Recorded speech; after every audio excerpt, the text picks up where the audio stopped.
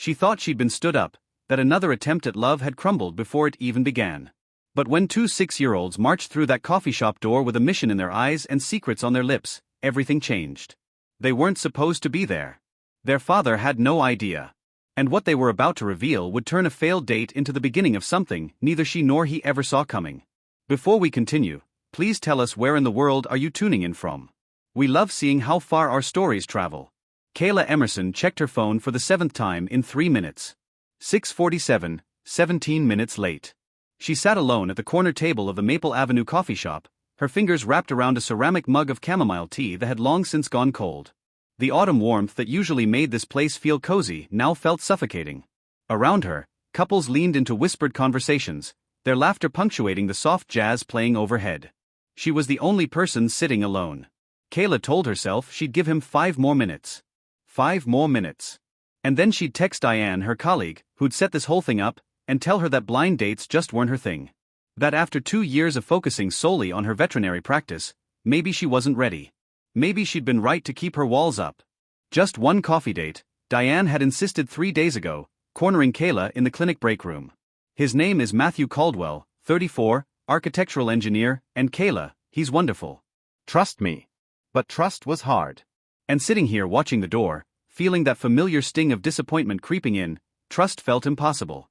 At 6:51 p.m., the bell above the door chimed. Kayla looked up, hope flickering despite herself. But it wasn't a man in his 30s. It wasn't Matthew Caldwell. It was 2 identical little girls. They couldn't have been more than 6 years old, with curly brown hair that bounced as they moved and bright green eyes that scanned the coffee shop with startling determination. They wore matching red jackets over what looked like school uniforms. Their small hands clasped together as they surveyed the room. And then those eyes landed on Kayla. Before she could process what was happening, the girls marched straight toward her table with the confidence of tiny soldiers on a mission. The taller one, by maybe half an inch, stopped directly in front of Kayla, tilted her head, and asked with complete seriousness, "Are you Miss Kayla?" Kayla blinked. "Yes, I am." "And you are?" "I'm Daisy," the girl announced, then gestured to her sister. "This is Hazel, our daddy." "Sorry he's late." The world seemed to tilt slightly. These were Matthew's daughters. They had to be. But Diane hadn't mentioned children, hadn't mentioned twins, hadn't mentioned he had to stay at work. Hazel added softly, her voice gentler than her sister's. Because of an emergency, Daisy quickly covered her sister's mouth with her hand. "Hazel." Kayla's confusion must have been written all over her because Daisy sighed, an old weary sigh that seemed far too mature for a 6-year-old, and pulled out the chair across from Kayla. She sat down, tugging her sister down beside her. "Okay," Daisy said, folding her hands on the table like she was about to conduct a business meeting. "We should tell the truth." "The truth," Kayla echoed. "Daddy doesn't know we're here," Hazel whispered, guilt flickering across her small face. Kayla's eyes widened. "He doesn't." "Wait, what?" "But he is sorry he's late," Daisy insisted. "We know because we heard him on the phone last night." Kayla leaned forward, drawn in despite herself. "Last night?" Hazel nodded, her curls bouncing. "We were supposed to be asleep, but we heard him in the hallway. Someone called about a big problem at the new library building. Something about the foundation. He kept saying that he couldn't believe this was happening tonight. He said he had something really important at 6:30 at the Maple Avenue coffee shop. And you two figured out that was here?" Kayla asked, a smile tugging at her lips despite the absurdity of the situation. "We are very smart," Daisy said matter-of-factly. "We remembered the name because Daddy wrote it on the calendar in the kitchen." He circled it 3 times and drew a smiley face. Something warm flickered in Kayla's chest. "A smiley face." "He was so excited," Hazel continued, her voice dropping to barely above a whisper. "He ironed his shirt yesterday." "Daddy never irons." Kayla couldn't help but laugh, soft and genuine. These 2 little girls sitting across from her with their earnest faces and their conspiracy had just turned her disappointing evening into something else, something unexpected. "So, when we heard him say he might be late because of work, we made a plan," Daisy explained. "We asked Mrs. Ferguson, she's our babysitter, to bring us here. We told her it was really, really important." Kayla glanced through the window. Sure enough, there was an elderly woman sitting in a sedan parked at the curb watching the girls with a mixture of bewilderment and patience. When she caught Kayla's eye, she waved. "We bagged her," Hazel admitted, her cheeks flushing. "We might have cried a little." "Strategic crying," Daisy corrected firmly. "It was necessary." Kayla pressed her lips together to keep from laughing outright. These girls were something else entirely. So, would you like to sit with me for a bit? Maybe have some hot chocolate? Their faces lit up like Christmas morning. Daisy jumped out of her chair and ran to the window, gesturing wildly to Mrs. Ferguson, who sighed but nodded with a resigned smile. When the girls settled back into their seats, Kayla caught the barista's attention and ordered 2 hot chocolates with extra whipped cream. As they waited, she studied Daisy and Hazel more carefully. Beneath their confidence and determination, there was something else, a weight, a sadness that children their age shouldn't carry. So, Kayla said gently, "Tell me about your dad. Does he go on many dates?" The question hung in the air for a moment. The twins exchanged a glance, some silent communication passing between them, and then Daisy shook her head slowly. Never, she said quietly. You're the first one since Mommy went to heaven. The coffee shop noise, the hiss of the espresso machine, the chatter of other customers, the clinking of cups, all of it seemed to fade into the background. Kayla felt her heart clench, her breath catching slightly. "When did that happen?" she asked, her voice soft. 2 years ago, Hazel said, her small hands fidgeting with the edge of her jacket. "Right after we started pre-K. She got really sick really fast. The doctor said it was something with her brain. An aneurysm." The word appeared in Kayla's mind, clinical and cold, but she didn't say it out loud. Instead, she reached across the table and gently squeezed Hazel's hand. "I'm so sorry," Kayla whispered. "Daddy took care of us all by himself," Daisy said, and there was fierce pride in her voice now. "He learned how to braid hair from YouTube videos." YouTube videos? Kayla asked, charmed. "He watched them every night for a week," Hazel said, a small smile breaking through her sadness. He messed up a lot at first. "My braids were all lumpy. But he kept trying," Daisy added. Now he's really good." The hot chocolates arrived, topped with mountains of whipped cream that threatened to spill over the edges. The girls carefully lifted their mugs, trying to sip without getting cream on their noses. They failed spectacularly, and soon both had white mustaches that made them look like tiny, serious old men. Kayla laughed and the sound felt good, genuine and light. "He makes the best grilled cheese sandwiches, too," Hazel said, licking whipped cream from her upper lip. "With 3 kinds of cheese, and he sings to us every night, Mommy's favorite songs. His voice isn't as pretty as hers was, but we don't tell him that." Kayla felt tears prick at her eyes. She imagined this man she'd never met, this Matthew Caldwell, staying up late watching braiding tutorials, determined to give his daughters some semblance of normalcy, learning to navigate grief while still showing up for 2 little girls who needed him to be everything. "Daddy was really nervous about tonight," Hazel confided conspiratorially. "He tried on 4 different shirts." "4?" asked Kayla, charmed. "And he practiced what to say in the mirror. We weren't supposed to be watching, but we peeked through his bedroom door." "What did he practice saying?" Daisy straightened up and deepened her voice in an attempt to sound like her father. "Hi, I am Matthew. Nice to meet you." She shook her head dramatically. "Hello, Kayla. I'm that. Then again, Kayla. Hi, I am Matthew Caldwell." "He finally just said a bad word," Hazel whispered, her eyes going wide, and decided to just be himself. Kayla laughed. Really laughed, and it felt like something inside her chest was loosening, opening up. "He really wanted to be here," Daisy said, her tone serious again. "Daddy doesn't break promises." "That's why we knew the work thing must be really important.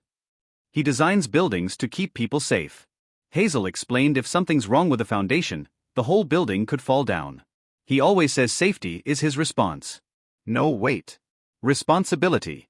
Safety is his responsibility." Kayla was beginning to understand. These 2 little girls sitting across from her weren't just adorable conspirators. They were protectors. They were watching out for their father the same way he'd been watching out for them. "You 2 must be very proud of him," Kayla said softly. Both girls nodded in perfect unison. "He's the best daddy," they said together, their voices overlapping. Then Hazel's expression shifted, becoming somber. "But sometimes he's sad," she admitted, her voice dropping to barely above a whisper. "He looks at Mommy's picture when he thinks we're asleep. We see him standing in the hallway just staring at it." Kayla's throat tightened. "That's why we were happy when Aunt Diane said she found someone nice for him to meet," Daisy explained. "We want him to smile more like he used to." Aunt Diane. The pieces clicked into place. Diane was Matthew's sister-in-law. That's why she'd been so insistent about this date. "We saw him this morning," Hazel said. And now there was a hint of brightness returning to her voice. "Daddy was humming while he made breakfast. Daddy only hums when he's really happy. Daisy added, he made a special pancake shaped like butterflies. Just because it was a good day, he said. Kayla's phone buzzed against the table. She glanced down at the screen. Diane, have you heard from Matthew? He's not answering his phone. Kayla looked back up at the twins. Girls, your dad really doesn't know you're here for real. His phone is probably in his truck, Daisy said. He always forgets it when he's looking at blueprints. He's probably almost done though, Hazel said hopefully. He told someone on the phone he just needed 2 hours to check everything. Kayla checked the time. 7:25 p.m. If Matthew had gotten to the construction site around 5:30, he might indeed be finishing up soon. An idea formed in Kayla's mind, wild and impulsive and maybe a little crazy. But as she looked at these two brave little girls who'd orchestrated this entire intervention, who loved their father so fiercely they couldn't bear to see him lose this chance at happiness, she couldn't help but smile. I have an idea, Kayla said, leaning forward. What if we brought dinner to your daddy? If he's been working hard, he's probably hungry. The transformation was instantaneous. Daisy and Hazel's faces lit up like they'd just been told Christmas was coming early. Really? They gasped in perfect unison. Really? Kayla confirmed. What's his favorite food? Chinese food, Daisy exclaimed, bouncing in her seat. From the Golden Palace on 3rd Street. He loves their orange chicken. But he always orders a sweet and sour pork, too, and fried rice. Lots of fried rice and spring rolls, the crispy ones. Kayla pulled out her phone and quickly searched for the restaurant. Then let's order all of that and maybe some extra for the other people working with him. As Kayla placed the order, the girls continued talking, their words tumbling over each other in their excitement. They told her about how their father had learned to sew just to fix their favorite stuffed animals. How he never missed a school play or a parent-teacher conference, even if it meant leaving early. How he built them a treehouse last summer, a project that took him 3 months of weekends. The treehouse has a secret password, Hazel whispered, leaning close. It's Mommy's angels because that's what she called us. Daddy says we have her eyes, Daisy said softly. And her smile. She was a music teacher, Hazel explained. She taught little kids to love singing. That's why Daddy sings to us every night. He's trying to keep her music alive. Kayla had to blink back tears. She'd come to this coffee shop expecting a simple blind date. Maybe an awkward hour of small talk, maybe a polite goodbye. Instead, she was sitting with two extraordinary little girls who were teaching her about love, about resilience, about showing up even when life breaks your heart. 20 minutes later, they were in Mrs. Ferguson's sedan, bags of fragrant Chinese food piled on their laps, heading toward the construction site. The elderly babysitter had been filled in on the plan and seemed torn between admiration for the girls' romantic scheming and concern about Matthew's reaction. The construction site loomed ahead. A skeletal structure that would become the new public library lit by temporary floodlights that cast long dramatic shadows across the lot. It looked like the setting of a movie, all angles and light and possibility. They found Matthew in a temporary office trailer rolling up blueprints while talking to 2 other workers. Even from outside, Kayla could see the exhaustion in his posture, the tension in his shoulders. His sleeves were rolled up to his elbows. His hair was disheveled, and there were what looked like smudges of dirt on his blue button-down shirt. He was clearly wrapping up, putting papers into folders with the focused efficiency of someone who just solved a critical problem. Daisy knocked on the trailer door. 3 quick, confident raps. Matthew looked up. His eyes landed on his daughters first, and his expression cycled through confusion, shock, and dawning horror in the space of about 2 seconds. Then his gaze shifted to Kayla standing behind them and he froze completely. Daisy, Hazel, what are you? How did you? He stopped mid-sentence, his eyes still locked on Kayla. You're Kayla, he said, and it wasn't a question. You here with my daughters. Surprise, Daisy announced, throwing her arms up triumphantly. We brought dinner. We didn't want Miss Kayla to think you forgot about her, Hazel added, her voice earnest and sweet. Matthew's co-workers, 2 men in their 40s, wearing hard hats and knowing grins, quickly grabbed some of the takeout bags. We'll just take these and go eat outside, one of them said, winking at Matthew. Good luck, boss. They disappeared, leaving Matthew alone with Kayla and the twins in the small trailer. For a moment, no one spoke. Matthew just stared, his mouth slightly open, clearly trying to process how his 2 6-year-old daughters had somehow tracked down his blind date and brought her to a construction site. Mrs. Ferguson brought us, Daisy offered helpfully, sensing her father's next question. We asked very nicely. We heard you on the phone last night, Hazel confessed, her voice small. About the emergency. And we saw how excited you were about tonight, Daisy continued. You drew a smiley face on the calendar. Matthew's face flushed red. You saw that? We see everything, Daisy said. Seriously. Matthew ran a hand through his already messy hair, and Kayla watched the gesture, noting how his fingers trembled slightly, how his eyes kept darting between her and his daughters like he couldn't quite believe any of this was real. I am so sorry, he said, finally looking directly at Kayla.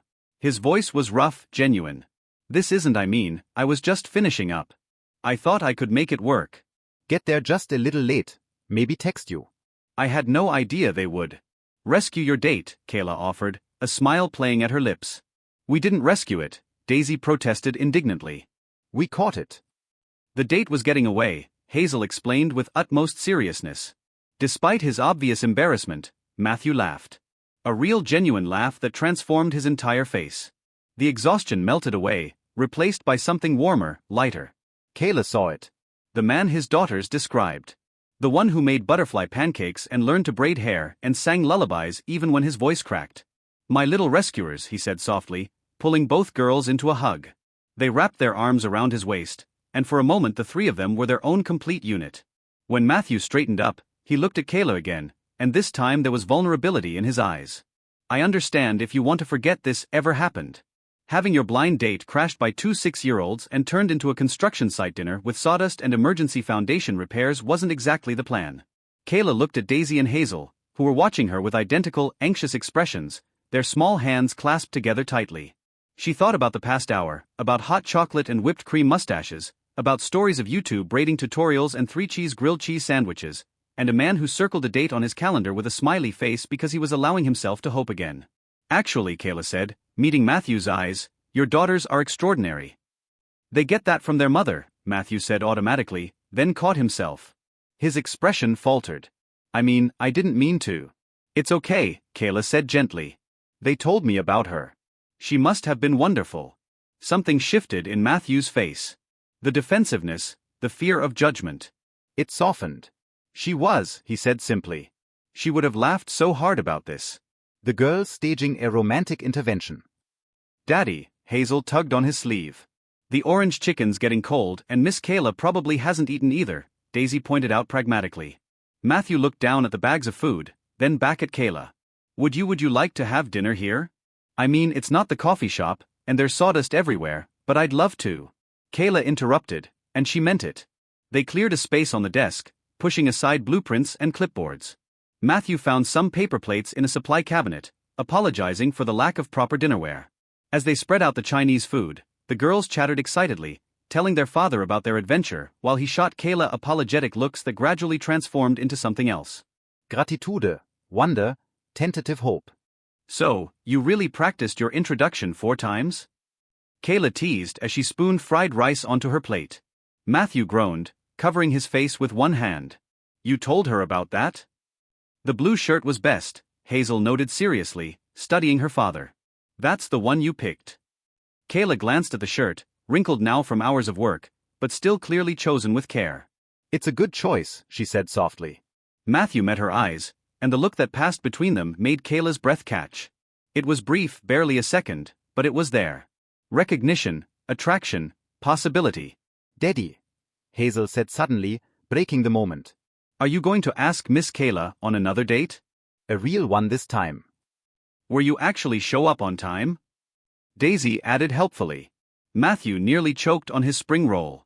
Girls, I like pancakes, Kayla said casually, her eyes twinkling. I hear someone makes them in funny shapes. The twins gasped in perfect, delighted synchronization. Yes, Daddy, ask her to Saturday pancakes. Matthew looked at Kayla, and there was something raw and hopeful in his expression that made her heart skip. Would you like to come for Saturday morning pancakes? He asked. I promise I'll actually be there this time. No foundation emergencies, no disappearing acts. 8 o'clock, Kayla suggested. 8 o'clock and I'll even wear the blue shirt. It's a date, Kayla said. Behind Matthew's back, Daisy and Hazel high-fived each other with barely contained glee.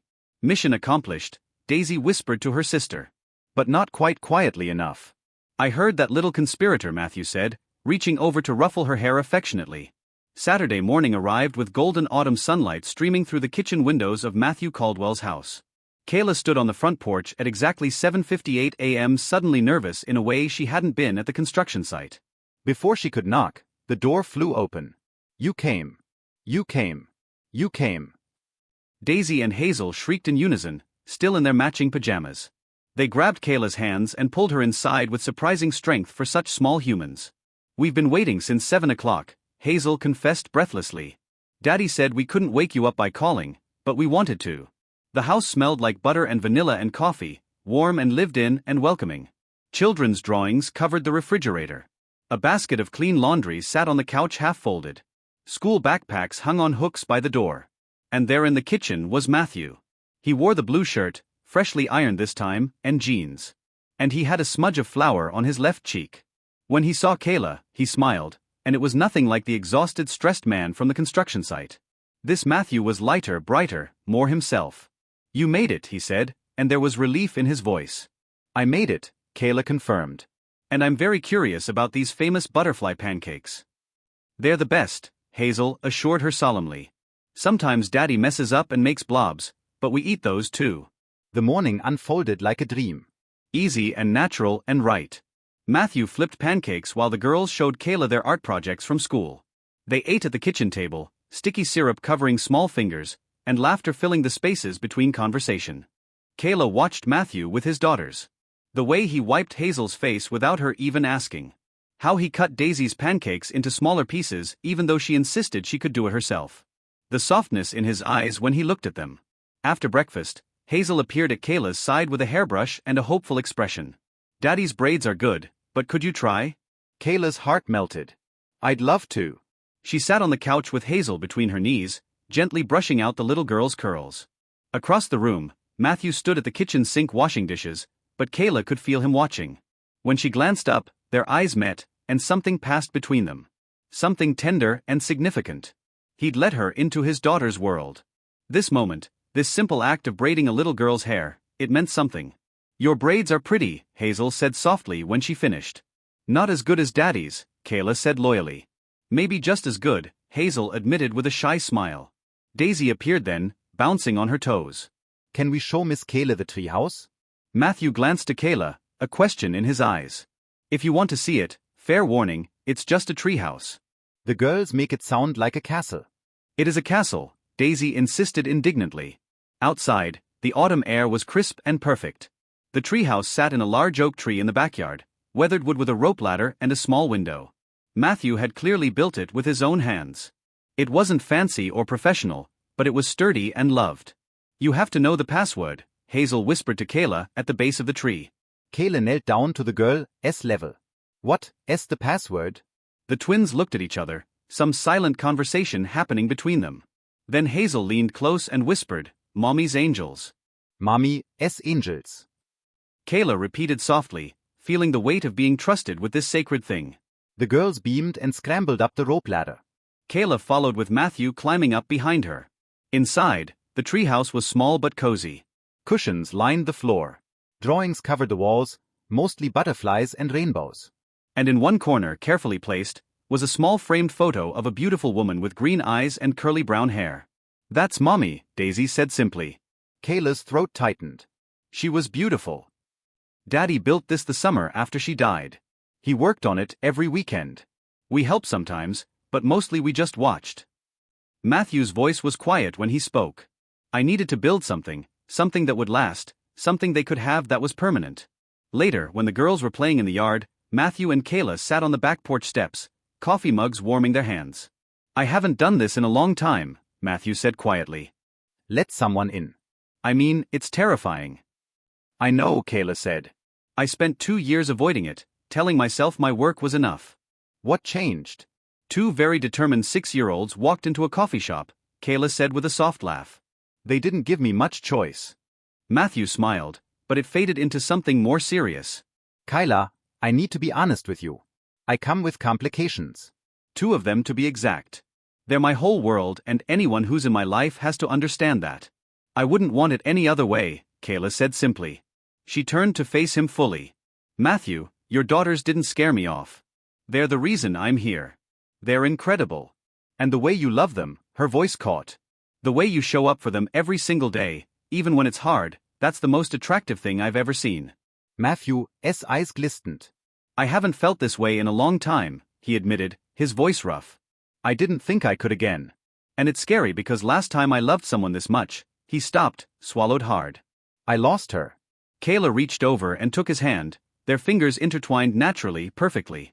I'm scared too, she whispered. But I think being scared means it matters. Means it's real. Yeah, Matthew said softly. It does. From the yard, Daisy called out, Daddy, Miss Kayla, come see the butterfly we found. Matthew squeezed Kayla's hand once before standing. Come on, he said, pulling her up with him. Apparently, there's a butterfly that needs immediate attention. 3 months passed like pages turning in a story. Each one filled with moments that built a life together. Kayla sat in the audience at Daisy and Hazel's school play, cheering louder than anyone else when they appeared on stage as singing flowers.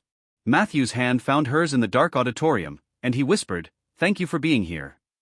She started bringing coffee to his construction sites, learning the difference between blueprints and elevation drawings, meeting his coworkers, who teased him mercilessly about the cute vet from the blind date.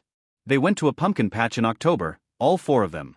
The girls insisted on picking pumpkins that matched, and somehow they convinced Kayla and Matthew to carry 2 enormous ones that were the same shape.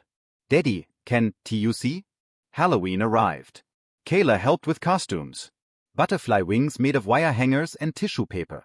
The girls fluttered around the house, and Matthew looked at Kayla with such warmth that her breath caught. Their mother would have loved this, he said quietly, while the girls were gathering their trick-or-treat bags. She would have loved you. On a quiet Tuesday evening in November, after tucking the girls into bed, Matthew and Kayla sat on the couch watching a movie neither of them was really paying attention to. Daisy and Hazel had fallen asleep between them, their small bodies warm and heavy with sleep. Matthew reached over the sleeping girls, his hand finding Kayla's, their fingers linked, and something settled in Kayla's chest, a feeling of rightness, of home, of belonging. Their first kiss happened on a snowy December evening. The girls were asleep upstairs, and Kayla was getting ready to leave. Matthew walked her to the door, and they stood there in the entryway, the porch light casting soft shadows. I don't want you to go, he said quietly. I don't want to go either, Kayla admitted. Matthew reached up, tucking a strand of hair behind her ear. His hand lingered on her cheek. Can I? She kissed him before he could finish the question. It was soft at first, tentative, testing. Then his hand slid to her waist and hers wrapped around his neck and it deepened into something sure and certain and inevitable. When they finally pulled apart, both breathing hard, Matthew pressed his forehead to hers. I am falling in love with you, he whispered. I'm already there, Kayla whispered back. Upstairs, neither of them knew that 2 little girls were peeking through the banister, watching with wide smiles and clasped hands. Daddy's happy again, Hazel whispered to her sister. We did good, Daisy confirmed with satisfaction. 6 months after 2 little girls walked into a coffee shop on a mission, Matthew Caldwell stood at the door of that same coffee shop with a small velvet box in his pocket and his heart pounding so hard he thought it might break through his ribs. The girls were with Mrs. Ferguson, allegedly having dinner and movie night, but really waiting by their phones for the text that would tell them to come. Matthew had told them his plan 3 days ago. Daisy had cried. Hazel had hugged him so tight he couldn't breathe. Both had insisted on helping him pick the ring, dragging him to 3 different jewelry stores until they found the one that sparkled like Mommy's eyes. Now he sat at the corner table, the exact table where Kayla had sat alone 6 months ago, and waited. When Kayla walked through the door, she looked confused. Matthew, I thought we were meeting at the restaurant on 5th. Come sit, he said, gesturing to the chair across from him. She sat, her brow furrowed. Is everything okay? Everything's perfect, Matthew said, his hands were shaking. I wanted to bring you here to where it all started. Kayla's expression softened, understanding dawning. 6 months ago, Matthew continued, I was supposed to meet you right here at 6:30. I was 17 minutes late. I thought I'd ruined everything before it even began. Matthew. But 2 little girls had other plans. They walked through that door with determination in their eyes and whipped cream on their noses, and they changed my life. Kayla's eyes were already glistening. They brought me back to life, Matthew said, his voice cracking.